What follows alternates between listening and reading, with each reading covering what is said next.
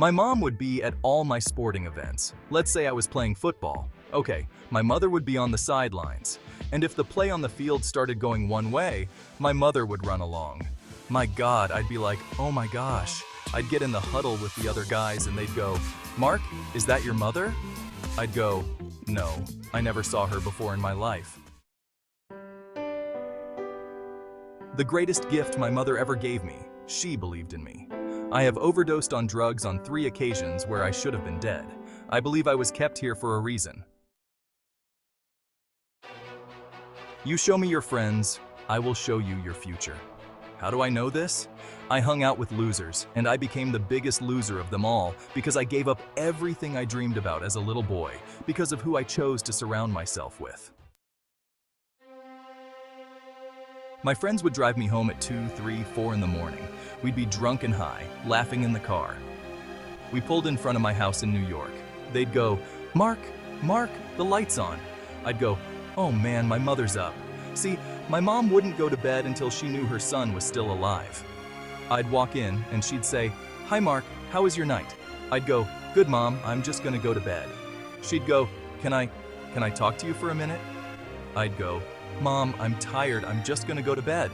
She'd go, Mark, I haven't seen you all day and all night, can I please talk to you? I'd say, man, just leave me alone, you bug me.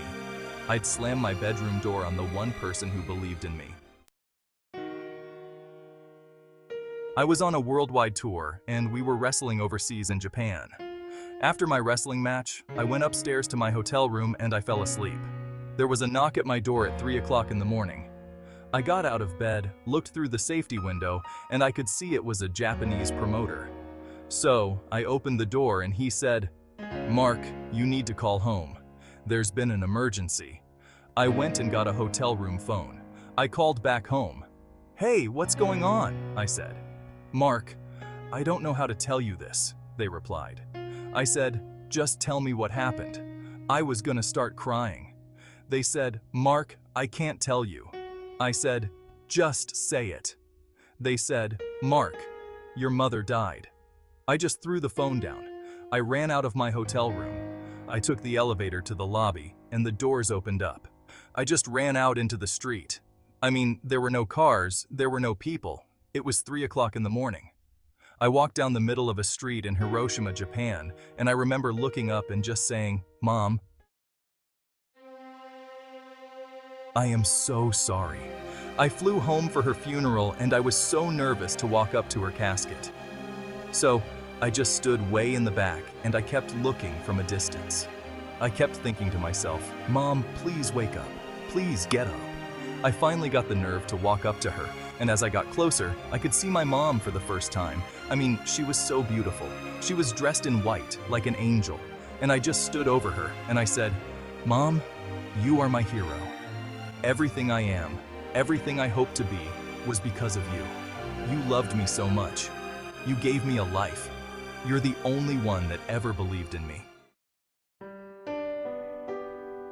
Drunk by getting high, by getting stupid, by hanging out with losers. For what? All she ever wanted to do was talk to me.